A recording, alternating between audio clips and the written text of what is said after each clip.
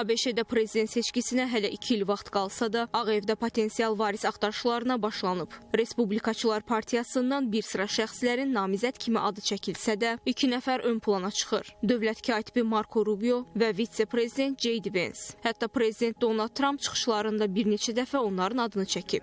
Lakin vitse-prezident olduğu üçün Vance bu xüsusda daha çox diqqət cəlb edir. Trump çıxışlarının birində Vance'in MAGA hərəkatına rəhbərlik etmək üçün ən ehtimal olunan varis olduğunu deyib. Bu barədə danışmaq istəmirəm, amma onlardan biri elə burada dayanıb. Bizim J.D. Vance'imiz var. Aydındır ki, vitse-prezident əladır. Məncə Marco Rubio da əladır. Əmin deyiləm ki, kimsə bizə qarşı namizədliyini verər. Məncə əgər onlar bir komanda yaratsalar, qarşısı alınmaz olar. J.D. Vance'in prezidentliyə namizədliyi onun MAGA hərəkatının əsas fiqurlarından biri olması ilə bağlıdır. Trump'ın sonsuz dəstəyini alan Vance'in indiki vəzifəsi də onun namizədliyini gücləndirir. ABŞ tarixində vitse-prezidentlər çox vaxt prezidentliyə əsas namizədlər sırasında olublar. Çünki onlar həm idarəçilik təcrübəsi qazanır, həm də milli səviyyədə tanınırlar. Trump'ın da onu ehtimal varis kimi hesab etməsi Vance'in partiya daxilində mövqeyini xeyli gücləndirir. Onun siyasi xətti əsasən America First yanaşmasına əsaslanır.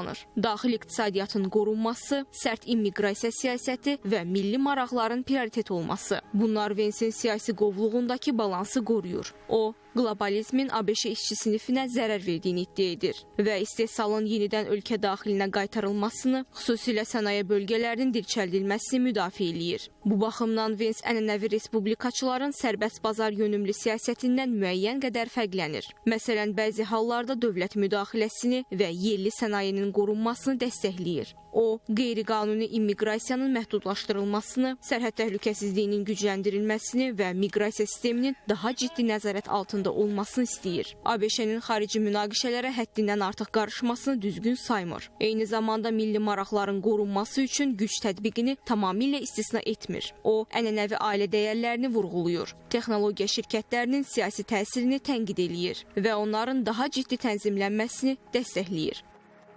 J.D. Vance, Amerika Birleşik Devletleri Başkan Yardımcısının şansı aslında bir noktada daha fazla olduğu ifade ediliyor. Hem başkan yardımcısı olması münasebetiyle biraz daha ön planda ama esas gerekçe özellikle J.D. Vance'in Cumhuriyetçi Ulusal Komite yani RNC için para toplayan birimin kendisi başında. Bu onu milyarderlerle ikili ilişkilerini geliştirmesi 2028 ABD başkanlık yarışına daha önde tutuyor. Vance'in bu siyasi xətti Trump mirasına uyğun sayılır. ABŞ tarixinə nəzər saldıqda bir sıra vitse-prezidentlər seçki yolu ilə ölkə liderliyi pilləsinə qalxmağı bacarıblar. John Adams, Thomas Jefferson, Richard Nixon, George Bush və Joe Biden bu üsulla prezident seçiliblər.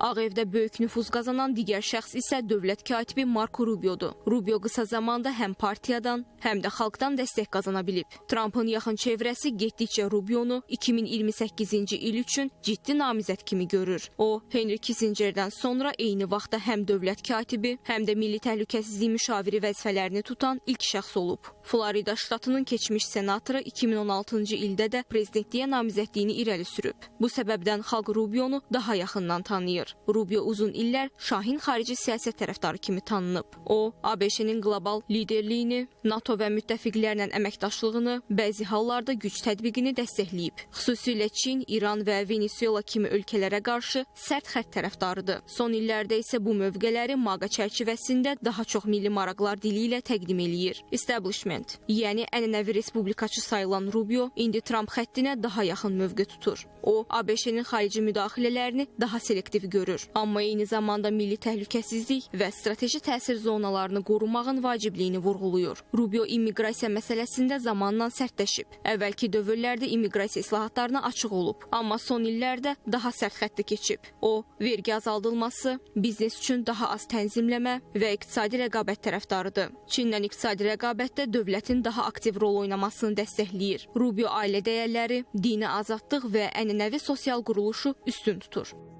Marco got 100% of the votes when He was in confirmation. I think our next one was about 54%. Dövlət katibi Marco Rubio'ya təşəkkür etmək istəyirəm. Çox sağ ol. İnsanlar səni bəyənirlər. Marco səs vermədə 100% dəstək aldı. Məncə bizim növbəti göstəricimiz təxminən 54% idi. Bəzi demokratlar indi deyir ki, o adamı necə təsdiqlədi? Buna inana bilmirəm. O isə deyir ki, onların belə düşünməsi mənim üçün şərəfdir. Düzdür, Marco? Sən çox yaxşı iş görmüsən. Çox yaxşı dövlət katibisən. Məncə o tarixdə ən yaxşı dövlət katibi kimi yadda qalacaq. Venezuela planının qurulmasında da Marco Rubio'nun adı çəkilir. Sabiq senatorun vətəni Kuba ilə bağlı da eyni düşüncədə olduğu sezilir. Onun son aylardakı açıqlamaları siyasi mövqeyini növbəti mərhələyə daşıyıb. Rubio İrandakı əməliyyatlardan sonraki planlaşdırmanı koordinasiya edib. Region üçün iqtisadi inkişaf planı hazırlamaq məqsədi ilə Daxili İşlər, Energetika və qismən də Ticarət Nazirlikləri kimi qurumları bir araya gətirib. İran və Fələstinli rəsmilərlə əlaqəsi olan xarici vətəndaşların qrin kartlarını ləğv edib. Rubio'nu yüksəldən digər məsələ isə qalmaqallardan kənarda qalmasıdır. O heç vaxt Trumpla zid mövqedə olmaqda ittiham olunmayıb. ABŞ tarixində də əvvəl dövlət katibi vəzifəsində çalışıb, sonradan prezident olan şəxslər olub. Bunlara John Quincy Adams, Martin Van Buren, James Buchanan və James Monroe daxildir. Politico yazır ki, ötən ay aparılan sorğularda Marco Rubio dəstək 3%-dən 35%-ə yüksəlib. Rubio'nun səssiz yüksəlişi daha çox diqqət çəkməsinə səbəb olub. O, Vensi geridə qoya bilməsə də, Ağ Ev daxilində aparılan müzakirələrdə Rubio Trumpın yerinə keçə biləcək ideal variant kimi sayılır. Vensin üstünlüklərinə baxmayaraq, onun qarşısında bəzi çətinliklər var. İslamabad danışıqlarının uğursuz olması onun reytinginə də təsir göstərib. Həmçinin o, bütün respublikaçı seçicilər arasında eyni səviyyədə populyar deyil və bəzi rəsmilər onun populist siyasətinə ehtiyatla yanaşırlar. Analitiklərin fikrincə, noyabrda konqresə keçiriləcək aralıq seçkisi əsl namizədi təyin eləyəcək.